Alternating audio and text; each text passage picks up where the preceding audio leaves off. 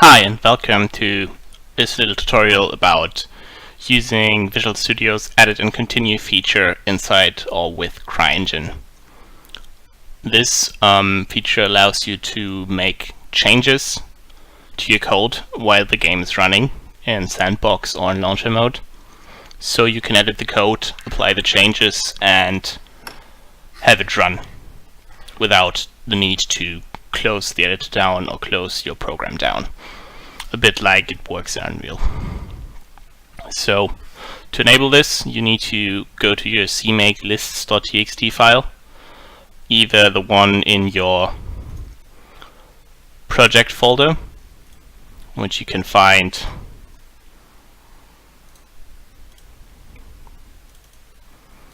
inside code, the CMake lists.txt file, which is the only one you can really use for template projects, or inside your GitHub folder where you have your CryEngine, which you cloned from GitHub. You can just put it in the CMake lists.txt file there, or in any other CMake file that's read during the build. So to enable it, you just need to add the compiler definition /zi via the add definitions function in CMake. This will enable all the necessary compiler and build system features that Visual Studio needs to make this work. So then you just need to rebuild your solution to regenerate the project files from CMake. You can just launch the project, which in this case is the third-person game template, where you have the guy running around and you can shoot a bit. So first change we could make, which is relatively simple, is, for example, in the function, in the post-init function that gets called after bullet is spawned, just get the bullet material and change the diffuse color, which you can access via this function and this name, and then just a vector for color, where we just going to use random values for random 0 or 1 values for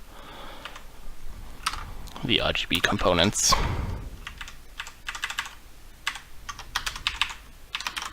Like this. It false at the end to tell it we don't want any parameters back.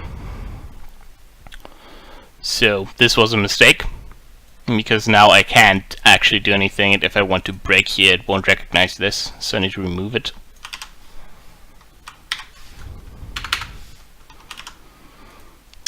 Set a breakpoint, go back to the game, shoot once, pressing the pause button might also work, and you're inside this function. The editor needs to be in break mode for edit and continue to work.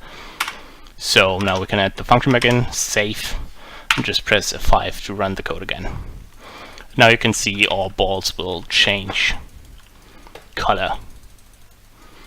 Since we changed the color for the material in general, it will apply to everything that's spawned basically, and because they all use the same material instance. Now if we want to do something a bit more elaborate, we can, for example, break again, let's say in the collision function. It doesn't really matter where we do it.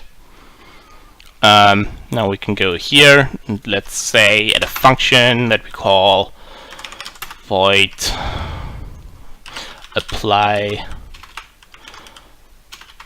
impulse, which takes a vec3 for the direction, like this. Now we go back here, implement it,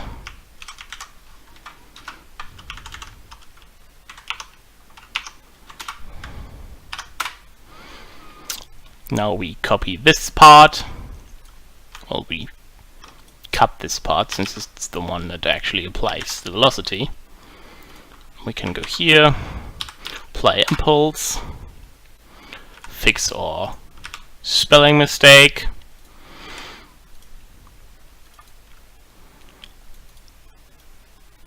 put this here, replace this with that. Well, maybe not cut it out. And then inside the collision function, we uncomment the remove entity bit. We get the pointer for the collision event.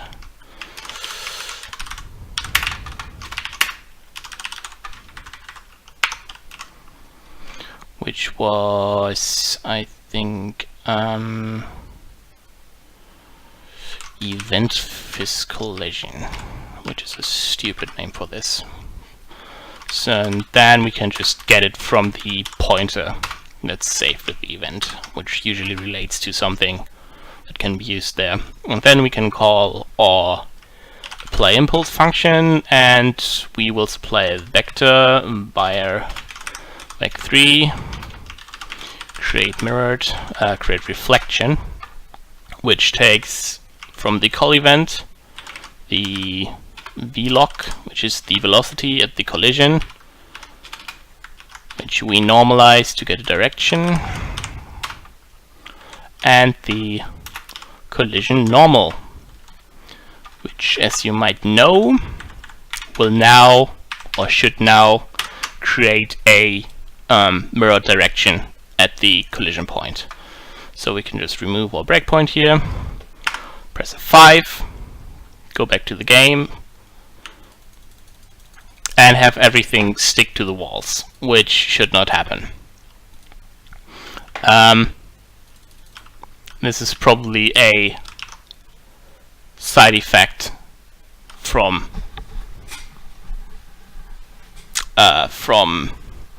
edit and continue, since it, as you can see, it properly calls the apply impulse function, but it fucks up in the end.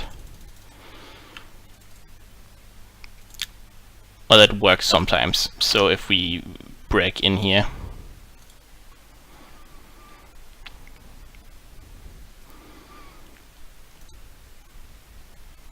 maybe skip this bit.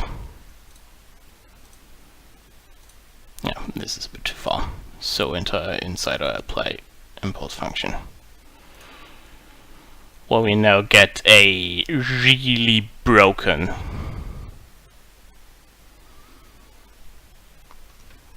vector.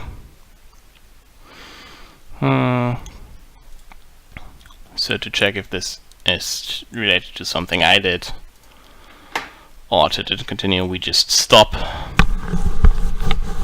and recompile.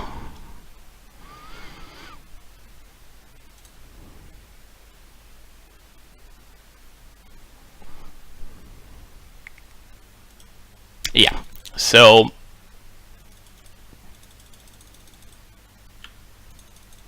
this seems to be a mistake I made somewhere. To get normalized.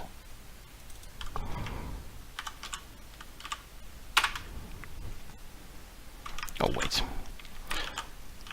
So these are usually mistakes you make during your code.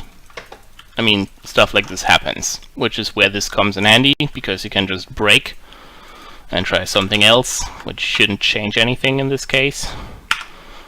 Press F5. So this does not work, because we are applying a transformative function to a member variable, or a variable that's declared somewhere else, which we don't really have access to like this.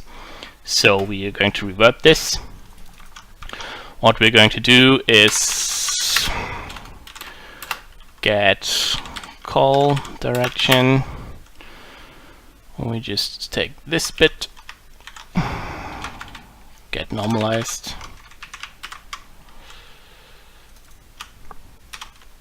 This might also be just a mistake or a general graphics oddity, and I made the mistake again that I apply changes to a function. Yeah, this also works. As you can see, I can pause and rerun the code. But this seems to be something else. So let's see if we can just use the standard function for this, which should be here, just break here. I mean, we can just calculate this ourselves with this, which is p-call event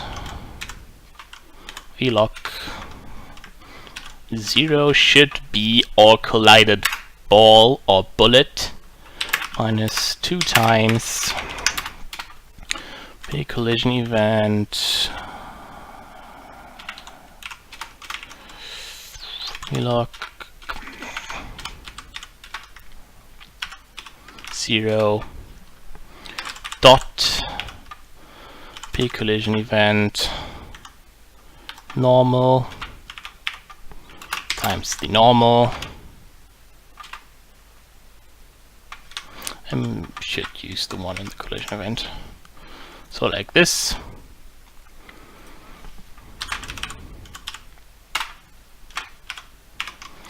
Let's see what this does. And now it works. So I just did something wrong with that function. I'm not quite sure what it was, but some of you guys probably know. But now we have lots of color changing disco bouncy balls, and without actually restarting the code, except the one where I tested if edit and continue was working. If you want to see to what extent you can use this to change your code, you should check up on the Visual Studio documentation page for edit and continue, which should be easy to find.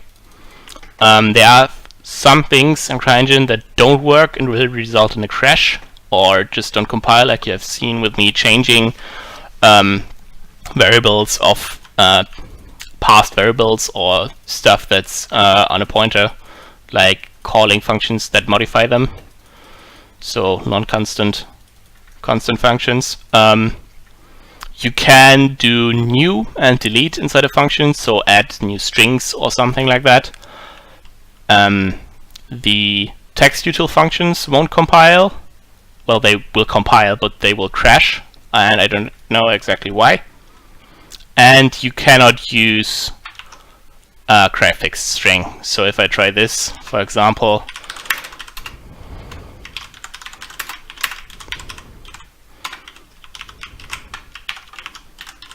it won't work. Or at least it shouldn't the last time I checked. Press F5, and you will see this. So I can revert the edit. String arrays like this will work though.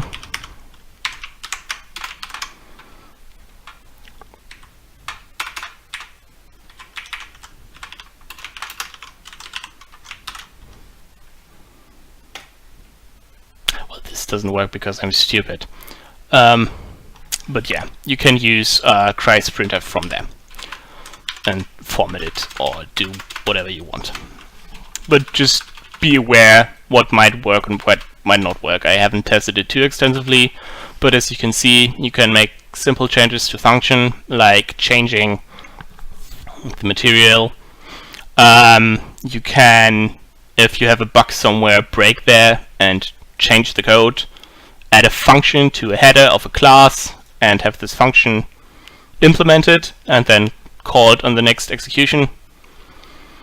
So it's actually quite extensive with things you can do.